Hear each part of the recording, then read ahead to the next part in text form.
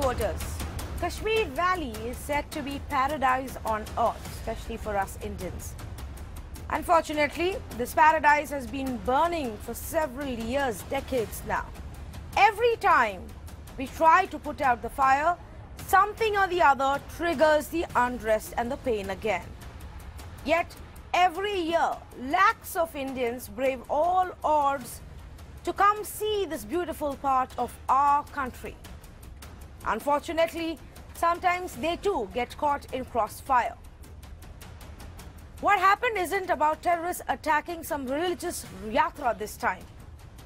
It was simply protesters, stone pelters, who instead of showing their anger just towards the security forces, targeted it at everyone that came in their way. And so tonight, 22-year-old Thirumani is no more. He was on his first trip to Kashmir. He was on a family vacation. A week ago, about 4 jeeps with about 40 to 50 people from Kerala, tourists from Kerala, were also targeted. They had a narrow escape, though some of them did get head injuries and some stitches. Yesterday, Thirumani wasn't so lucky. His other co-travelers also got some injuries. He went into a coma and then succumbed to his injuries yesterday. So here is what I ask tonight. Should the state wake up now and admit that perhaps now is not the time to promote tourism? That perhaps just for a little bit, we stop claiming that everything is hunky-dory, everything is under control, when clearly it isn't. Children are being targeted. They're pelting stones at school buses. Tourists are not being spared. Repeatedly, they're getting caught in the crossfire. Civilians who are not even participating in this clashes between the stone pelters and the security forces. Young girls, innocent girls, are being hit. So then, should the state government admit and issue a warning saying perhaps this summer is not the right time to visit paradise on earth? That's the big debate tonight. A family vacation that turned lethal. On his first trip to Kashmir, R. Thirumani was heading to a resort in Gulmarg with his parents when his car came under attack. The 22-year-old from Chennai became the unfortunate target of stone pelters. Yesterday the information was given to us around 7:30 that he has been dead, and from morning I think maybe like 10 we got information that he has met with an accident by suddenly a person due to the protest or something else. He got hit in his face by throwing the stone on the glass, and then he taken to the hospital, and from there he transferred to some other hospital, and there again we got the information like he going to undergo the operation, like doing plastic surgery in his face, and till 6 o'clock we thought that he will get recovered within a week like that. So after that, like 7:30 we got another information that he passed away. He suddenly got a heart attack. Jammu and Kashmir Chief Minister Mehbooba Mufti hung her head in shame, and after the outrage came the assurances. I'm sure Department of Tourism must be taking steps in this regard. I will personally speak to the Honorable Minister. Nearly 2 months ago, the government had granted amnesty to over 9,000 stone pelters. But several incidents over the last few weeks have once again raised serious questions on the safety of civilians in the valley. ऐसा है कि जो कल घटना हुई उसके बारे में कड़ी निंदा करता हूं, खास करके टूरिस्ट जो जहां पर जम्मू कश्मीर में आते हैं पूरे हिंदुस्तान से, वो हमारे मेहमान हैं, और इस प्रकार एक डेड बॉडी के रूप में उनका जाना निश्चय ही चिंता का विषय है, क्योंकि ये टूरिस्ट सीजन है और मुझे लगता है कि इस पर कोई इफेक्ट ना पड़े, इसलिए हमने सिक्योरिटी फोर्सेस को भी अलर्ट किया है, और ताकि हमारे जो टूरिस्ट हैं उनकी रक्षा हो सके. So tonight we ask, will this sustained attack on civilians impact tourism to the valley? Should the state warn the tourists that there are dangers lurking in India's paradise on earth that even the state can't protect them against? The debate begins now.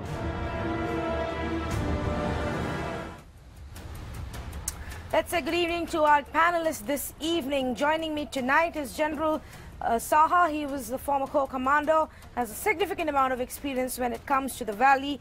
I've also got Shabnam Lone, lawyer, joining us from Srinagar. Sanjay Jha will be representing the Congress party. I've got Mr. Rahul Pandita, an author, who will be also speaking and sharing his expertise. Jaybir Ahmed, he's the vice president at JWT, will also be speaking to us and sharing his opinion. And I've also got Thakur Abhijit Singh, spokesperson for the PDP. I want to go across to Thakur Abhijit Singh first. And also I just want to make one thing very clear to all our panelists. This is not one of those debates where we resort to rhetorics and yell over each other or at each other or throw abuses at each other. Doesn't matter which side of the debate you are on. I think for all of us, we will all agree what has happened is completely unacceptable. It is condemnable. Nobody would have wanted this kind of an incident and a tragedy to occur. And that everybody agrees on. Beyond that, let's try and have a little bit of a constructive debate. And Thakur Abhijit Singh, 2 attacks on tourists within a week. Maybe it's time for the government to perhaps at least issue an advisory to the tourists and say, listen, things are not okay right now. They're not totally hunky-dory. Please be warned when you come to our state.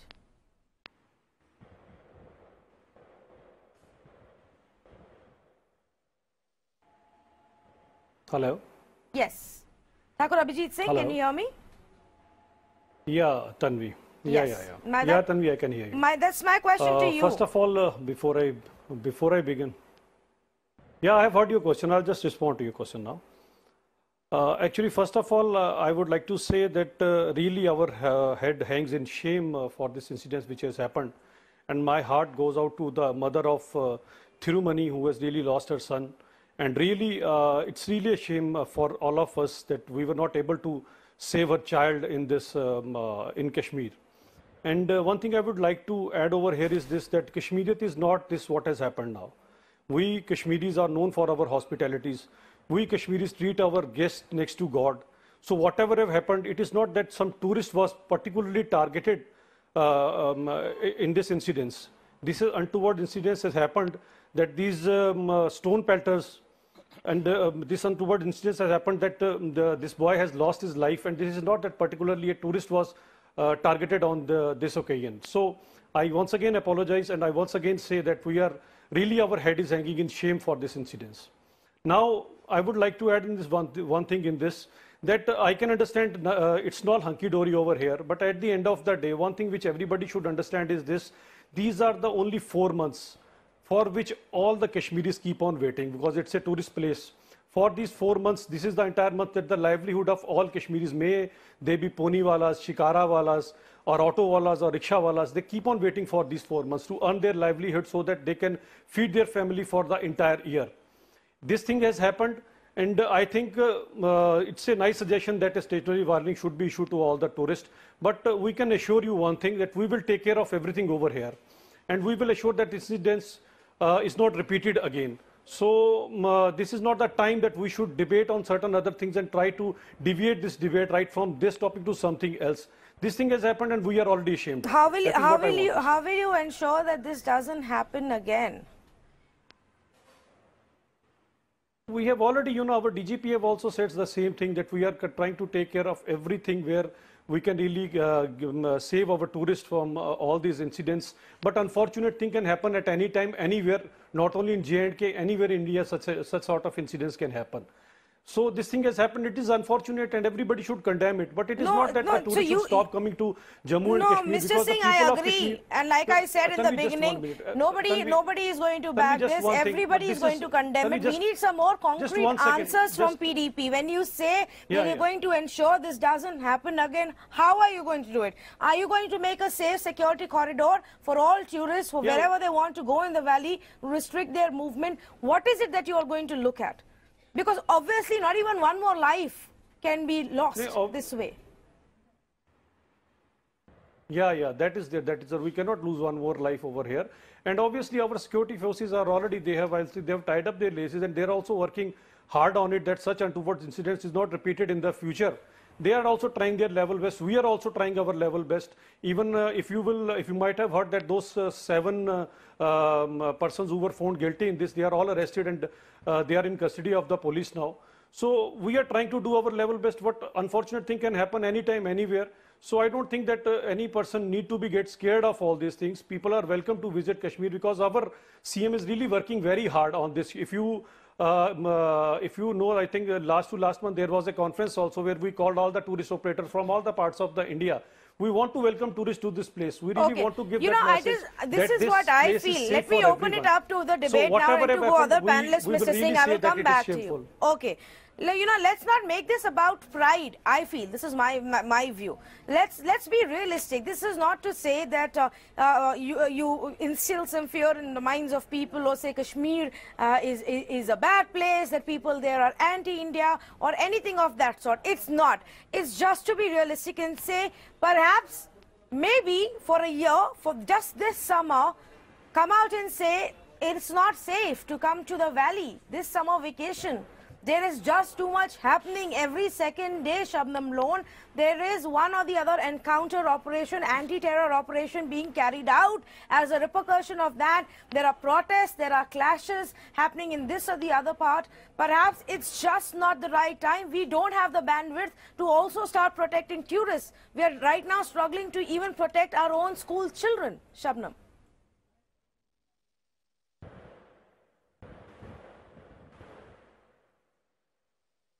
First of all, Tanvi, let me unequivocally condemn this brutal murder of Thiruman, Chennai. We are deeply, deeply anguished. We are very, very sorry. It's heartbreaking. Kashmir, this is not done.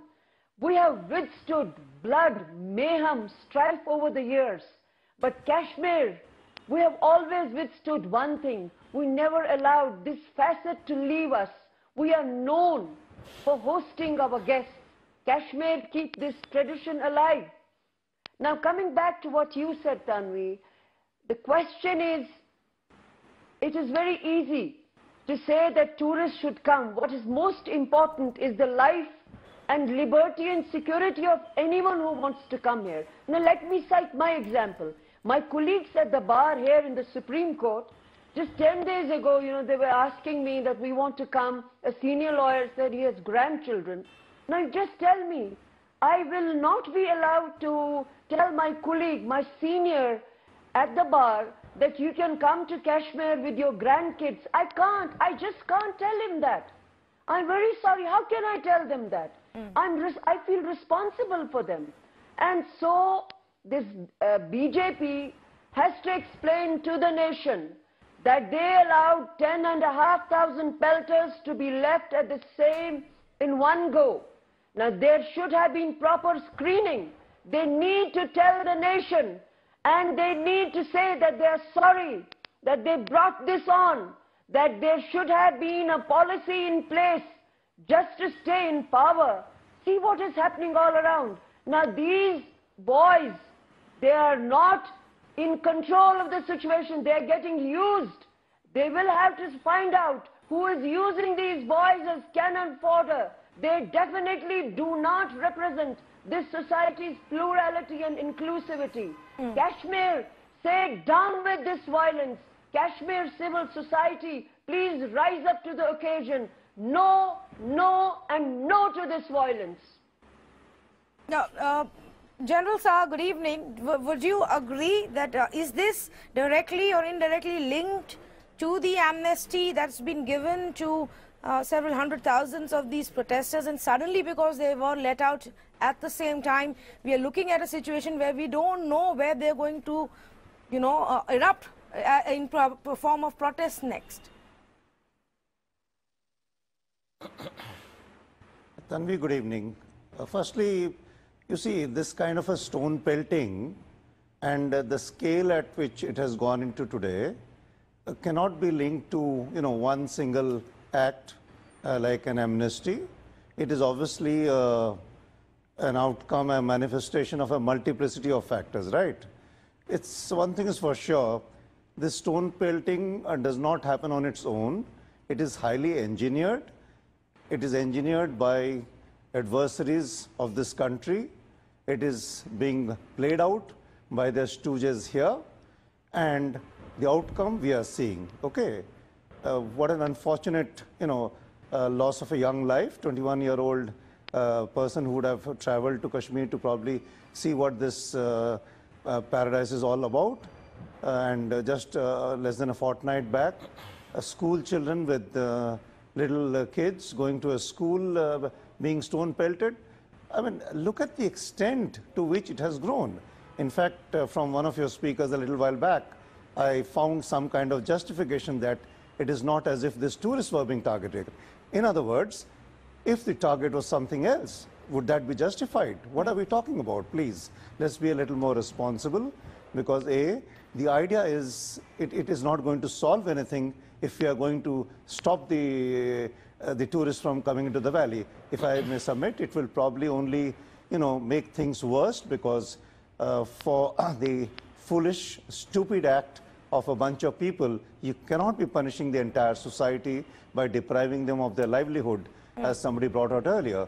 If people are going to lose their livelihood, where does the youth head for? Obviously, more people get inspired to go the wrong path.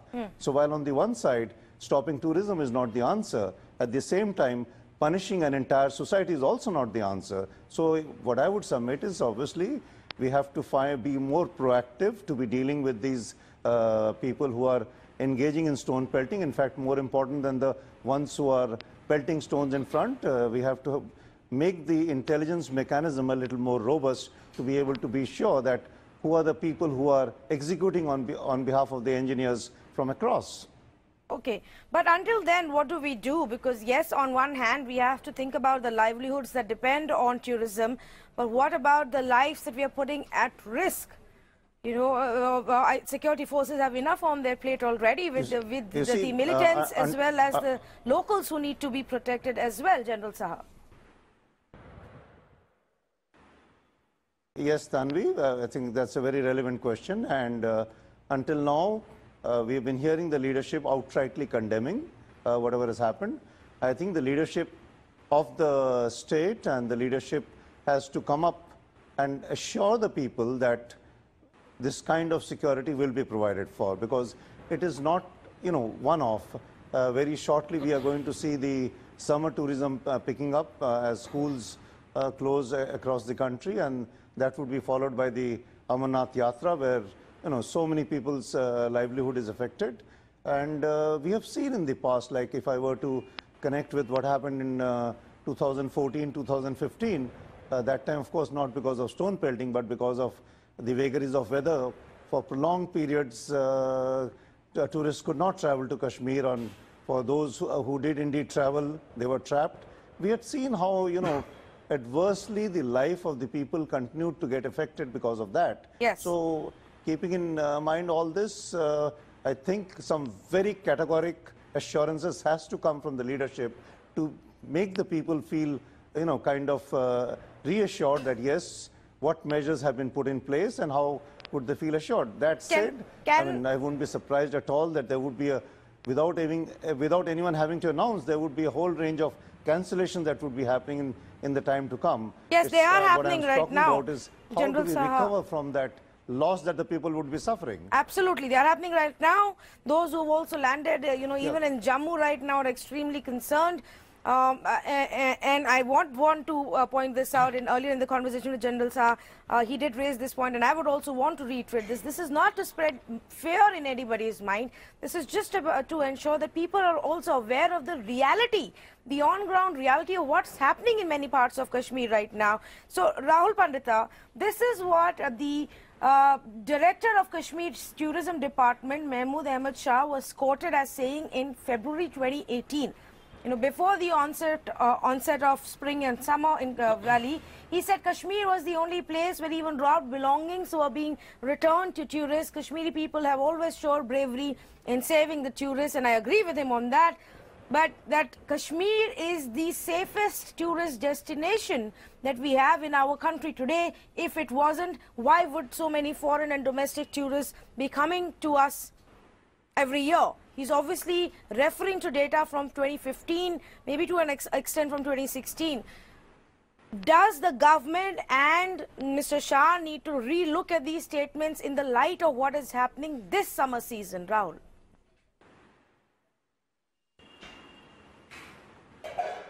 A couple of clarifications first, Tanvi. My esteemed friend from the PDP said that there have been no attacks on tourists before. It's not as if tourists have not been attacked deliberately before. I would like to remind him that just last year, a hand grenade was deliberately lobbed at a tourist pass, which resulted in the death of a tourist. But yes, it's a fact that it was a one-off incident, and largely speaking, tourists have not been attacked in Kashmir Valley, because this is also the time when a number of Kashmiris are dependent on, their livelihood is dependent on tourism. So there is this unspoken word in Kashmir that let's leave the tourists untouched. But unfortunately, because the situation has turned from bad to worse this year, there have been several attacks on tourists this year. In fact, your colleague from the Times of India, Salim Pandit, had reported a couple of incidents which happened, and he had to face a lot of criticism from tourist associations, etc., which dubbed it as a lie. But now we know, because of yesterday's unfortunate incident involving the death of a young man, that such attacks have happened. Now, as we speak, my timeline on Facebook and Twitter is full of cancellations. I have received phone calls from extended family, from friends who have cancelled. There's a friend of mine who is just married and who is on a honeymoon in Kashmir right now. He is locked up in his hotel right now. And I completely agree with Shabnam. He was asking for my advice, and I cannot advise him to visit some of these tourist destinations because the situation is grim and anything can happen. But as we speak, there are so many people who are not aware of the situation. I've just received a number of pictures of tourists from Gujarat and from elsewhere streaming in Kashmir Valley. While we do not want the livelihood of people to be affected, but I think it would be a wise decision to take stock of the situation. And some states, in my personal opinion, should issue an advisory of sorts that the situation is grim right now, because as General Saha pointed out, now this is the onset of the summer season where thousands of tourists will start coming in. They're already there. After that, followed by Amarnath Yatra. So we should be careful. The security forces are already stressed. They cannot provide. You cannot provide. It's humanly not possible to provide security at every step, at every tourist destination, at every road leading to these tourist spots.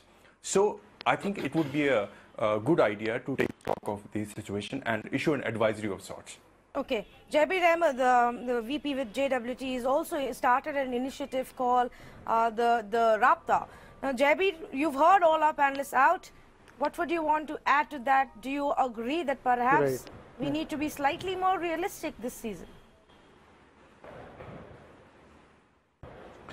So, Tanvi, thank you for getting me over here. I'll first start again. This is what happened today is absolutely shameful, and I have been, I was quite disturbed with the entire thing myself, being a common Kashmiri, and throughout the day I have seen every common Kashmiri who's probably on my timeline at least condemning this incident. At the same time, let me what some of other panelists also said. I don't think this was a targeted attack on the tourists. These incidents have happened in the last few days, last 1 week. There have been 2-3 such incidents, including one on the school bus that happened in Pulwama. And these are absolutely disastrous for anyone. Having said that, I think the onus is not only on the government. The onus is on the common man there, who I did a campaign also called Warmest Place on Earth, where we said that we wanted to portray Kashmiris as the most hospitable people, which I still believe we are. To keep up that tradition, I think the common man has the onus to come out and assure the guests who are planning to come there or who are already there that this is not acceptable to the common man in Kashmir. That needs to be the first part of it. The second part of it is that when Rahul was talking about the last incident when there were some reports of some stone pelting on some buses in Srinagar. I happened to be in Srinagar at that point of time, and I happened to visit the tulip garden at that point of time, and there were thousands of tourists there. I spoke to many of them. Some of them were international tourists. There was absolutely no fear amongst them. So yes, there are incidents. There are incidents that have happened, quite a few incidents that have happened in the last week or so. But this is not the norm. Yes. No, you're right there. That's this is the norm. There are still a lot of people there. I began the show by saying that every year still lakhs of tourists, brave all odds because they just want to see this beautiful part of our country, irrespective of what is happening here. But here is also the other reality. In 2013, 1.3 crore tourists visited and arrived in the valley, and Jammu and Kashmir actually, versus 73 lakh tourists in 2017. That's the drop, and it's been a very consistent drop. Obviously, it's also worsened since the 2016 summer, where we saw the valley was on fire literally for months together after Burhan Wani was killed. Now, in such a scenario then, what can the state government do? And is it directly linked then to the decision of leaving 9,000 stone pelters, freeing them all at the same time? Sanjay Jha, that question to you, and then I will go back to General Saha on it. But do you believe, like Shobnam Lone said, that perhaps we shouldn't have freed them all together? And perhaps until we have a handle on things, we shouldn't allow tourists to venture in? Tanvi, there are no simplistic answers to a very, very complex problem. The unfortunate tragedy where a young man gets killed who was on a holiday to Kashmir is a manifestation somewhere of the failure of the state administration. I mean, what is happening today is that, and we need to recognize that, let's bite the bullet on this one. The demographics of Kashmir are remarkably different. It's a young population, highly susceptible. You can see in the rise of the number of locals who are now being recruited to militancy. And I think it's a dangerous trend because what it is telling you is that these are young people who have probably seen most of their adult life so far with nothing but, all kinds of threats, intimidation, violence, etc., etc. So they are very vulnerable to Pakistan-fueled propaganda, to local militants as well. And I think, this is something that the state administration has to be extremely on top of. As I think General Saab said, I think Mr. Pandita said, I think every panelist, I agree with everybody on the panel. I mean, this is one of the extraordinary situations for anybody to say in a debate, because I think that the views are very reasonable and extremely, I would say, sensitive to what is clearly a very difficult situation at the moment. Now, I would like to make only one point. You see, the reason why we need to be worried is because you have had a state government and a central government where both, it's represented by the same political party.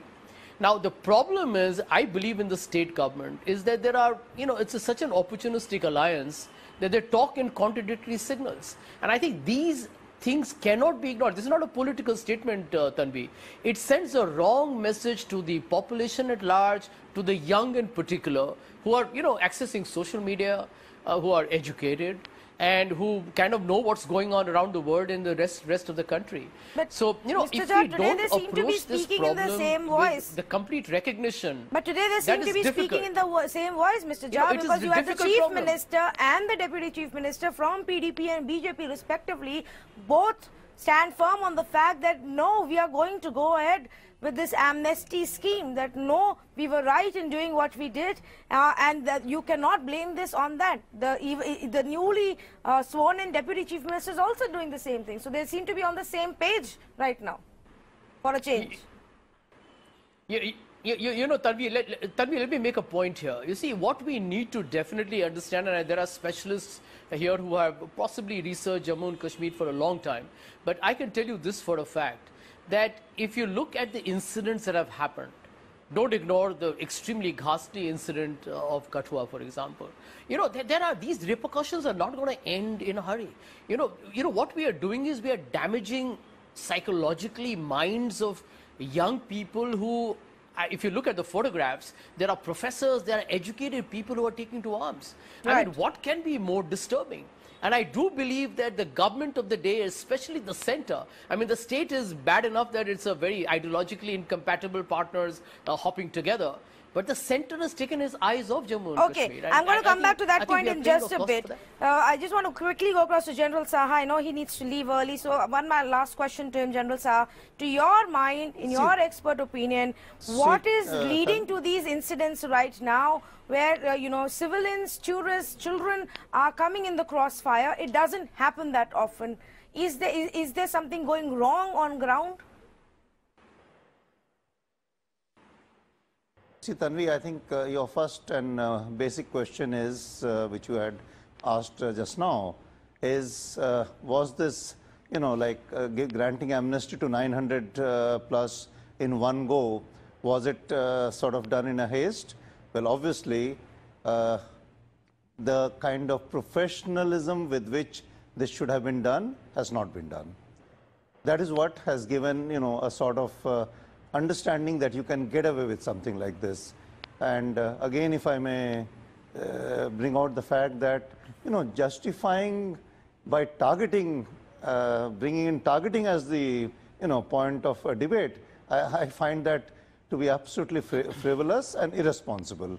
The point is, you cannot justify stone pelting by young school children, young school girls, and target is quite inconsequential over here. I think where are we wanting to lead the society in Kashmir to? I think that is what should be worrying all of us here when we talk of a debate like this, right? And I think the more important point is to get at the people who are engineering this scale of stone pelting from inside the valley. And I'm not prepared to believe that given the kind of, you know, intelligence mechanisms that we have in place, that we cannot get hold of this. It's just that the will must be there to get hold of it and get the situation back on track before things go more worst. All right, General Saha, appreciate you joining us here on Mirror Now. Thank you for sharing your views, and the point that you raised and few of our other panelists raised, I'm going to take that back to Thakur Abhijit Singh and ask him, Thakur Abhijit Singh, was there a proper plan in place that when 9,000 people who were picked up for stone pelting, for disrupting law and order over the past couple of years, when they are released, how do we ensure that they immediately don't hit back? Was there a plan in place? See, it is not that those 9,000 people were released or something like that was done. See, this basically we need to go back to the history from where it has all started. We have tried every method over here. When we go to into the mid of the 1980s, when all this problem started, before that Kashmir was completely peaceful. If you will go through the data of police stations of all Kashmir or nearby places also, there was not even a single incidence of such sort of violence reported in Kashmir before the 80s I'm talking about. In 84, such an unfortunate thing happened when those elections were rigged, and at that time two governments and my dear friend who is also here from Congress, these people were ruling the state at that time, and National Conference was here. Those two people were hand in glove with each other. When that election happened in 84, then they made those people who won to lose and those who lost, they made them to win. From that particular point of time that all this militancy and everything started. Yeah, 87, sorry, yeah. This all incidents started at that time only. So now I'll say that a situation which has been rather these parties who were responsible for really bringing militancy into Kashmir, So at least we will take some time to restore the situation back to normalcy. I'm not saying that's okay. I'm not questioning why you have failed. I'm not even saying you have failed in 4 years to bring about any change, that things have only worsened year after year under your government. I'm not saying that. I'm asking you, what is the plan going forward? How are you going to fix it? Yeah, what I'm trying to tell you is this. What I'm trying to state over here is this, that we have to try all these methods. By maybe by doing all these things, we're trying everything new, so that how can we come out of these situations? Now, these are all the methods which we are really working on. These are all the experiments which are going on over here. Because the situation which took so many decades to get worsened, this cannot be just, this cannot be treated in just a fortnight, or you expect my government, which is hardly 2 or 3 years, you may want to try every possible option, but that doesn't mean there is a back and forth in the policy. That doesn't mean that there are mixed signals come from the mixed signals coming from the government. I'm sorry, I don't think that argument really works here. You may need to try and come up with innovative ways to resolve a problem. I want to make a couple of points. But that doesn't mean you go back and forth on your policy. Yes, I want everybody to cooperate with us. Even I want you people also. On this. Rahul Pandita first, and then Sanjay Jha, please.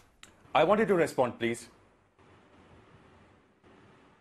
See, let's accept a couple of realities, Tanvi. On May 6th in South Kashmir, a fierce encounter begins between security forces and 4 hardcore terrorists holed up in a building. Now, as is the norm in Kashmir in the last year or so, after the terrorists find themselves holed up, they frantically make a few calls. Voice messages on WhatsApp are circulated across the area, and throngs of people swarm this area and indulge in a very heavy stone pelting on security forces. Now, obviously, the security forces need to respond. There have been so many incidents where, owing to this heavy stone pelting, the security forces had to retreat, and these managed to escape. Now, this time, because there was a high-profile target like Saddam Palter involved, the security forces did not budge, and they responded, which resulted in the unfortunate killing of 5 people. Now, we need to get out of this smoke and mirror situation. We need a certain clarity when we make a political statement regarding this incident or any such other incident. Now, who are these people who died in this action? Did the security forces barge into their house and kill them? Were they caught in a crossfire of sorts between security forces and terrorists while they were out in the market to buy bread? This is a tweet, I'm quoting you, which the CM Mehbooba Mufti has tweeted on the same evening. The loss of 5 innocent civilians in Shopian serves as a grim reminder that violence is no... Now, let us clarify that these killings are very unfortunate. But let's not call them innocent civilians when you are aware of what your actions may lead to. No sovereign nation in this world allows this kind of behavior. When you come out and when you want to free militants, terrorists, then you have to be ready to face consequences. And unfortunately, in this case, the police had to respond, and they were killed. So let's make a distinction of who a civilian here is, who a militant sympathizer here is, and these 9,000 youngsters. What is the policy? What is the mechanism through which these guys were freed? I've traveled extensively through South Kashmir in the last couple of years. Police officers are working day in and day out. Army is working day in and day out to control the situation. Yes. Now you come to a pass where police officers are telling me that when they arrest a stone pelter, it is easy to book them for a longer time under charges of eve teasing than under the charges of stone pelting. Yes. then what are we talking about? And all these sacrifices are going waste. Absolutely. So let's call a spade a spade. You cannot run with the hare and hunt with the hounds, for God's sake. You cannot talk about dealing with these people on ground with an iron fist and then also talk about a scheme that gives them this long run or a free run like this. You cannot also, Rahul, because you mentioned that specific incident and what the Chief Minister had to say. I am very sure that nobody from BJP would agree with her and would say the same thing. That is also a problem. That when you say that allies in the government are not going to see eye to eye on these policy stands that they take. Sanjay, you wanted to respond to what the PDP spokesperson was saying? Yeah, absolutely. I think, end of day, you are in a political alliance. Now, the truth is that one day you will have the Mehbooba Mufti leaders talking about conversations and dialogue with the Hurriyat and even Pakistan. You will have the BJP openly contradicting them in TV debates. At the ground level, absolutely nothing changes. So, it has really created a lot of conflicting messages. And you have to recognize, I think everybody ought to be aware of it, that, you have a complex conundrum. Nobody is denying that. I don't think anybody here on this panel is saying that you'll get a silver bullet solution to the entire problem. But the issue is that at the end of the day, you can't treat human lives as a collateral damage. Somewhere down the line, if today you have a situation where the government, the state government has been around for over 3.5 years, Mr. Modi's government has been there for 4 years. The messaging that has gone out has been that they believe that the Jammu and Kashmir issue is not a political issue, but it is a law and order problem. Now, you can't approach an issue which has got a historical background. There has been militancy. We all know how Pakistan is the most dangerous cross-border enemy we have, and they do take advantage of our internal turmoil. Now, at the end of the day, to say that it was a law and order problem for a long time, that's a messaging that came out. That was the perception. You alienate people. And when you do that, it takes a long time to build those bridges again. And what you're witnessing today are manifestations of that disenchantment. I think what Mr. Pandita says is absolutely right. That, the security forces, end of day, they take a lot of flack for any incident that happens where an ordinary civilian dies. And that is a sensitive issue. But, I'll give you one example, Tanvi, and you'll be shocked by it. I don't know whether you saw that, but there was a BJP leader, and he was making T-shirts of that individual who was tied in front of a jeep and paraded. Yes. And he was selling T-shirts of that just a couple of months ago and openly parading it on Twitter. No. Now, you think people are not watching that?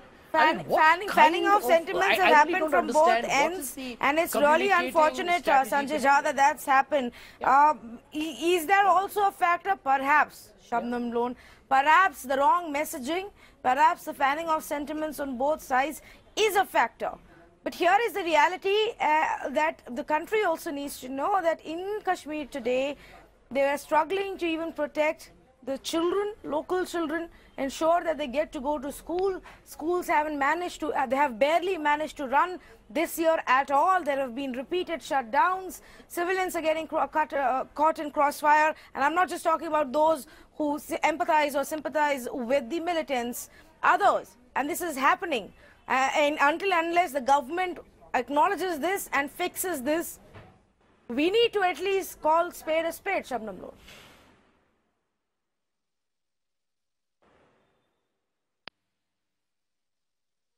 There is no gainsaying in the fact, it is a fact that Kashmir is a boiling political cauldron. 70 summers of discontent, yet what every Kashmiri wants is a summer of content. He never got it. There are many other issues which are pending. Justice is one of them. Justice for my Kashmiri Pandits who were hounded out of the valley. Justice for the common Kashmiri whose life was made hell in this state. And lot of many other things. But let us keep that aside for the moment. I think I would like to say that all the panelists, I think we are in sync on one thing, that we need people to come to the valley, but what Rahul Pandita said, I agree with him. There has to be some note of caution from the state government that this place is a volatile place. You cannot ask people to just come to the valley and say that everything is hunky-dory here, because the valley has a tendency to erupt. It is like a latent political volcano. People cannot lose their lives in this latent political volcano. So we need to address these issues and be honest about them. Right. The only question is now what has happened, what is the present dispensation? Yes. I would say that Yes. it signifies a constitutional breakdown. It signifies lawlessness. It signifies that the rule of law has abated in my valley. And as a Kashmiri, as a lawyer, as a citizen who believes in the rule of law, I think this is the right time. Go for President's rule. Okay, I have to give the last word to our viewers. So, Shabnam, no, I'm going to interrupt you there as I run out of time. Tahir is calling us from Delhi. I'm going to give him the last word on this debate. Tahir, good evening. Go ahead, please. That's fine. Yes, good evening. Good evening to all the panelists and everybody. I think... you don't stop talking. No, we stopped talking. You're watching it with a bit of a lag. So just mute your TV. You'll be able to hear us better. Yeah, I think, good evening to everybody. I think rather than talking, they should provide security to the tourists before inviting them in to the state, rather than... Hello? Yes, we can hear you. Go ahead, please. I think rather than talking, they should provide security to the tourists when they are inviting them into the Trouble Valley. Okay, I'm sending tourists from Delhi, and I always tell them can be a problem in Kashmir. So, if they can't provide them security, they shouldn't invite tourists to that valley at all, because the locals are not safe. My family's in Kashmir, they are not safe. We can't drive around. We are kept in homes. There are hartals, there are curfews, there's all sort of a hell going in the state. Right. And we lose so much money overspending on tourism, fixing our hotels, fixing our all sorts of stuff we have for tourism. Right. And these people are just talking. Yes. Tahir, thank you so much for calling. I got your point. I quickly want to read out. Unfortunately, we won't be able to patch these viewers on phone, but I'm going to read out what Iftikhar, who called in from Srinagar, said. That the thing that has happened, we are totally against it. This is a voice from Srinagar. There are differences between local parties. The people who are doing this are goons. We are not these people. We are not this. Core of Kashmir is against this. I also have Anil Gaur calling in from Jammu, who wanted to correct me to say that tourist arrival figures are wrong. I did correct myself, Mr. Anil Gaur, saying these are the Jammu and Kashmir total annual figures that I was mentioning that have seen a significant drop. And I also will quickly read out that Aizaz, also calling in from Srinagar, said what has happened is unfortunate. Kashmir condemns this. And what about the civilians who are also bearing the brunt of it and dying in Kashmir? Like one of our panelists said, it doesn't matter who is at the receiving end, a tourist, a local from Kashmir, a man in a uniform. It's not right, and it shouldn't be happening. To all our panelists, thank you for joining us. To our viewers, perhaps it is time that we become a little bit more realistic about what's happening in the state of Jammu and Kashmir right now. Yes, we would all love to go there. Yes, we must all go there. But the government of the day needs to acknowledge that there is a crisis, that there is unrest that goes on, that the security forces are in a state of encounter or an anti-terror operation almost every second day, and that there are repercussions to that, and that people come out on streets and they clash with the security forces, and this is the reality. So anybody who is planning to go to the valley this year, or even to any other part of Jammu and Kashmir, from Jammu to Ladakh, be aware of what is happening there. Love your country and love Kashmir, and definitely please do visit it. I've been there. It's a beautiful place. But maybe not until the government gets a handle on things. The security forces have too much on their plate. The government is unable to even ensure that the children are safe. Stone pelters have started targeting little children. You think they're going to think twice if a civilian tourist jeep comes in when they're throwing pelting stones and sloganeering? No, they're not going to. Then that, unfortunately, is also the reality of Jammu and Kashmir today.